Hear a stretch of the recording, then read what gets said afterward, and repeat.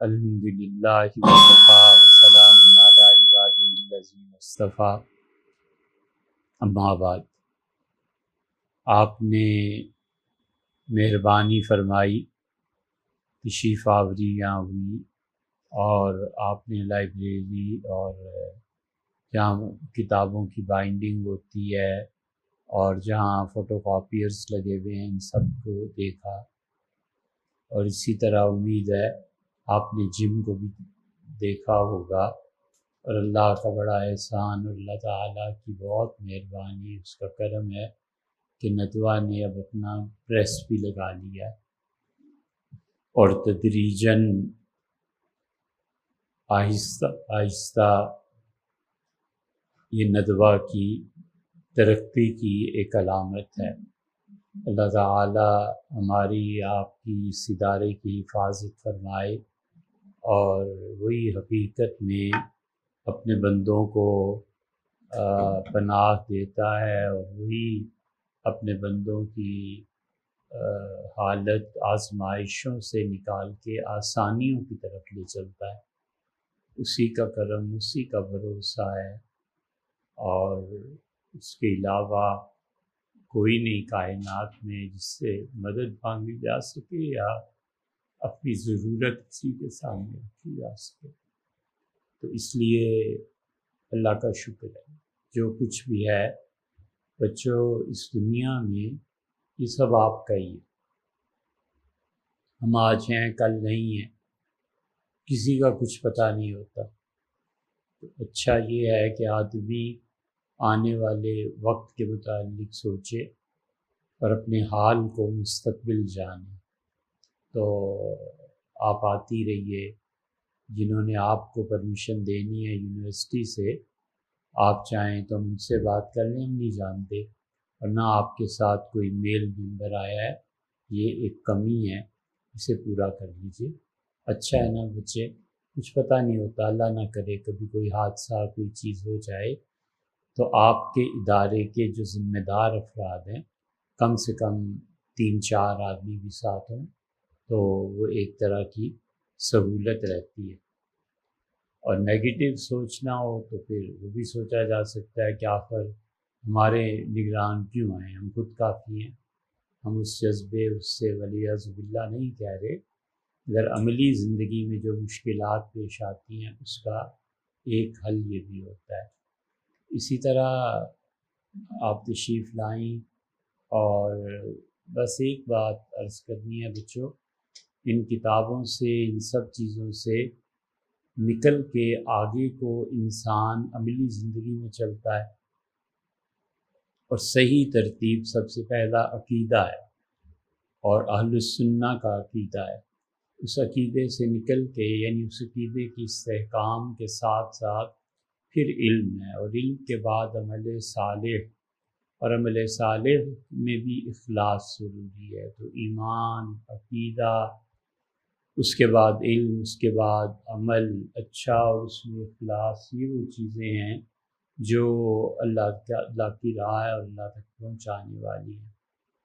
اور بس آپ سے صرف یہ بچوں درخواست ہے کہ ساری زندگی ظلم نہ کریں، بس، اور کچھ اس سے بیٹے بچنا، ہمیشہ ظلم سے بچنا، کبھی ظلم نہ کرنا،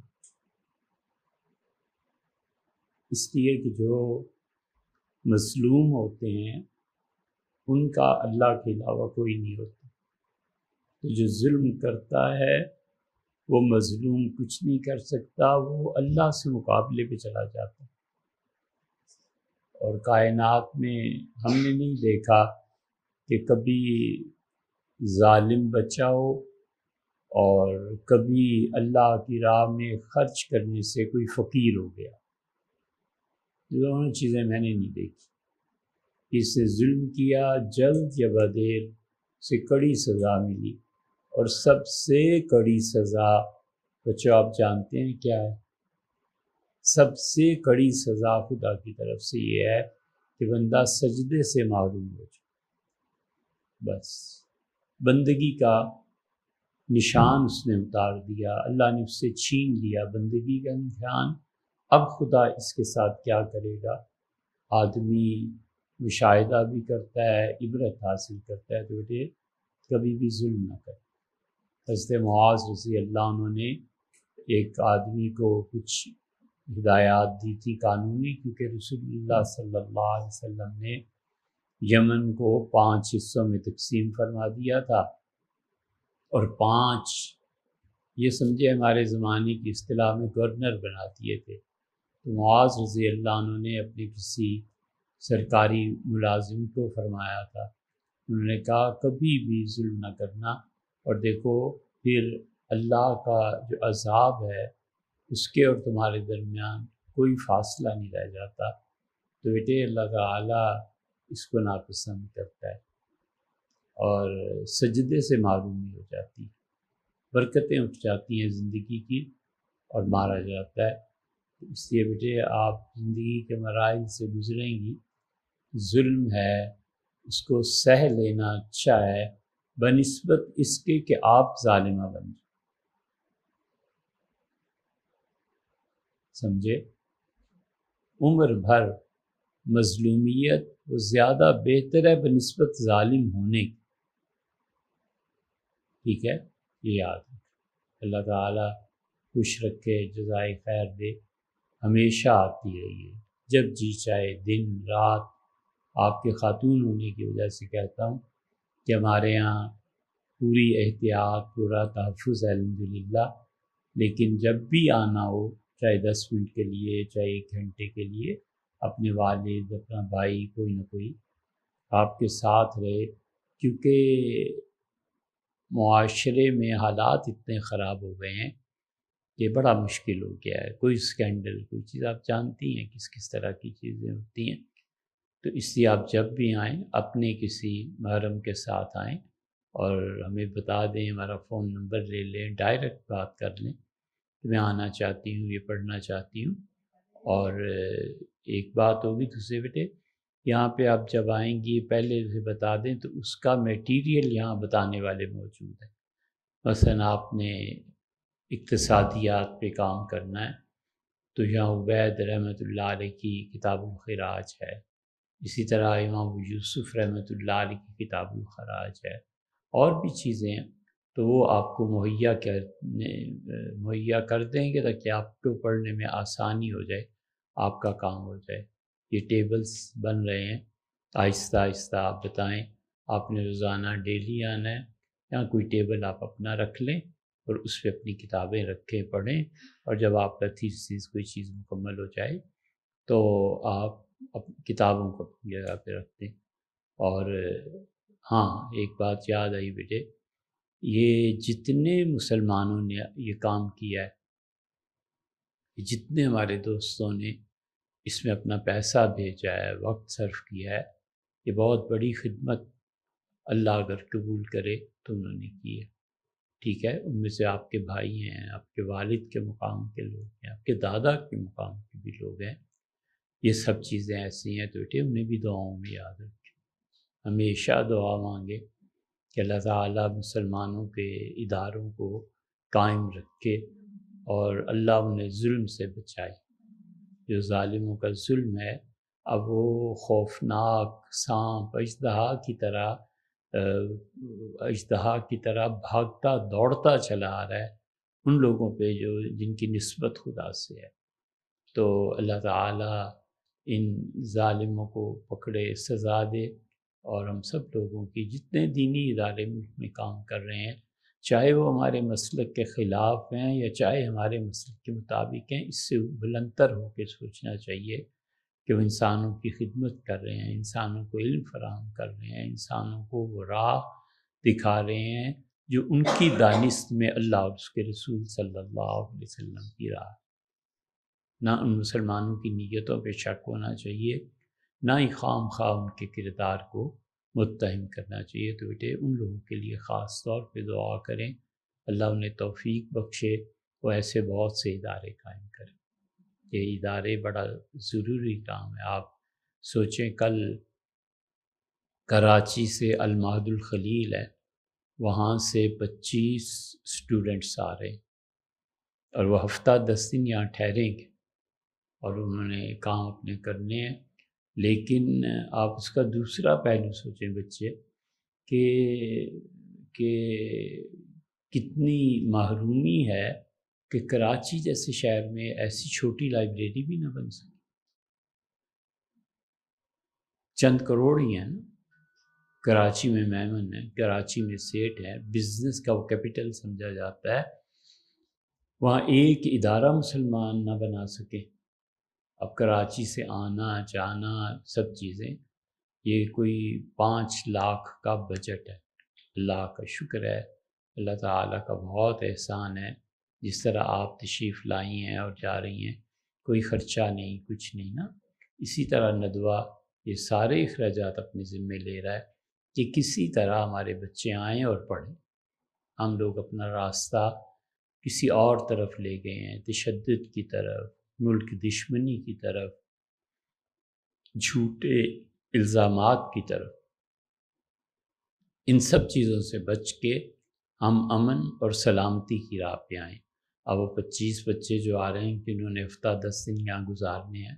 آپ سوچیں کہ اتنا دور سے آنا، پھر ایک تھکن پوری طرح ختم نہیں ہوگی، پھر جانے کی شروع ہوتی. یہ سب کیا سرمایہ اور علم جمع نہیں ہوئے ہمارے.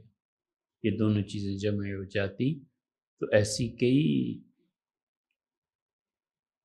کئی یونیورسٹیز جہاں سے آپ تشریف لائی ہیں، ایسے کئی ادارے وجود پذیر ہو سکتے تھے. تو اس لیے آپ کو خیال رکھنا چاہیے. اللہ تعالیٰ آپ کو بہت کچھ دے اور اللہ تعالیٰ آپ کی زندگیوں میں مال میں برکت دے. نہر زبیدہ ایسے نہیں بن گئی تھی، تو کسی خاتون نے بنا دی تھی.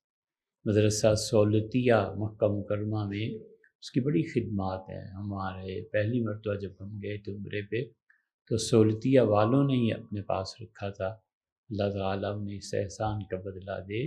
وہ بھی خاتون کتنی چیزیں خواتین ہی کرتی تھیں. ان کے لیے کوئی تعجب کی بات نہیں تھی کیونکہ ماحول ایسا تھا نا. تو اس پہ سوچئے آپ بھی، کہیں آپ ایسے ہی اچھی لائبریری بنا دیں، کہیں کوئی اور کام آپ کر سکیں، پیرنٹس کو ترغیب دلا سکیں، کچھ کر سکیں. تو یہ دینی ادارے جو بھی ہیں، جو اپنی دانش میں وہ بھی دین کا کام کر رہا ہے، ممکن ہے کہ اللہ اسے اجر دے، اور جو آدمی نیت کا خراب ہے اللہ اسے پکڑ لے. اللہ تعالیٰ ہم سب کو معاف کرے. پھر آپ کا شکریہ ادا کرتے ہیں، آپ تشریف لائیں اور آپ نے ادارے کو زینت بخشی. جب آپ کا جی چاہے آئیے، یہاں کوئی رکاوٹ، کوئی پابندی نہیں، دن کو رات کو، مگر اطلاع کر کے آئیے تو زیادہ. بہت شکریہ. السلام.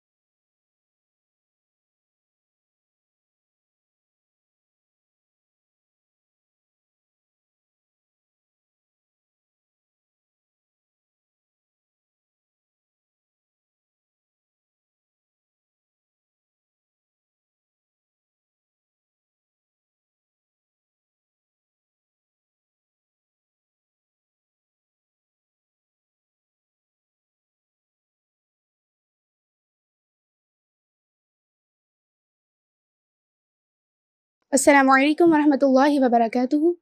آج ہم الہدا انسٹیٹیوٹ کی طرف سے دارالندوہ لائبریری میں آئے اور اس کے مختلف حصوں کو جب جانا تو پتہ چلا کہ آج بھی اسلام کے ایسے ادارے موجود ہیں جہاں پر ہماری کتب ہیں جن سے ہم استفادہ کر سکتے ہیں. اس لائبریری میں ہر شعبے سے متعلق کتابیں دیکھی ہیں، فقہ سے متعلق، تاریخ سے متعلق، عربی ادب سے متعلق، قراءت سے متعلق اور تفاسیر سے متعلق اور مزید احادیث سے متعلق اور شروحات بھی ساری دیکھی ہیں. یہ دیکھنے کے بعد دل میں جو ایک چیز پیدا ہوئی کہ آج کتب تو اللہ کا شکر ہے موجود ہے، لیکن لوگوں کو مزید شوق دلانے کی ضرورت ہے کہ وہ آئیں اور ان سے استفادہ بھی کریں. یہ ادارہ، یہ لائبریری الحمدللہ طلباء کی بہت کیئر کرتا ہے اور طلباء کو بہت سہولیات فراہم کرتا ہے کہ وہ اچھے سے اپنا آؤٹ پٹ دے سکیں، وہ اپنی صلاحیات کو بروئے کار لا سکیں اور جن مواد کی ان کو ضرورت ہے وہ یہاں مہیا کیا جاتا ہے. اور آخر میں یہ بات کہنا چاہوں گی کہ اس کی پروموشن ہونی چاہیے مزید. میں نے خود یہ نام آج پہلی دفعہ سنا تھا اور آئی بھی میں پہلی دفعہ ہوں یہاں پہ. حالانکہ یہاں پہ جو مواد ہے وہ ہمارے اسلاف کا ہے اور اس سے استفادہ کرنا بہت ضروری ہے کیونکہ وہ پیور ہے. اب نئی چیزیں آ رہی ہیں اور بہت سے فتنے بھی آ رہے ہیں اور بہت کچھ آ رہا ہے، لیکن جو پیور ہے ہمارے دین کے اصل ہے وہ یہاں پہ ہے، تو اس کی طرف لوٹنا بہت ضروری ہے. اور ایک خاص بات مجھے جو لگی کہ یہاں پہ وہ اینٹیک بکس جو بہت ریئر ہوتی جا رہی ہیں، تقریباً جو ختم ہوتی جا رہی ہیں، وہ یہاں موجود ہیں. تو یہ ایک پلس پوائنٹ تھا، بہت اچھا پوائنٹ تھا کہ یہ چیزیں ہونی چاہیے، کوئی ایسا ادارہ ہو جو ان کو مینٹین رکھے. اور ہم سب کو بھی کوشش کرنی چاہیے کہ ہم ایسے ادارے بنائیں یا ایسے اداروں کا ساتھ دیں کہ جو ایسے کام کر رہی ہیں، تاکہ اسلام ختم نہ ہو اور جو اسلام کا کام کرنا چاہتی ہیں ان کے لیے ایک اچھا ادارہ موجود ہو. السلام علیکم ورحمۃ اللہ وبرکاتہ.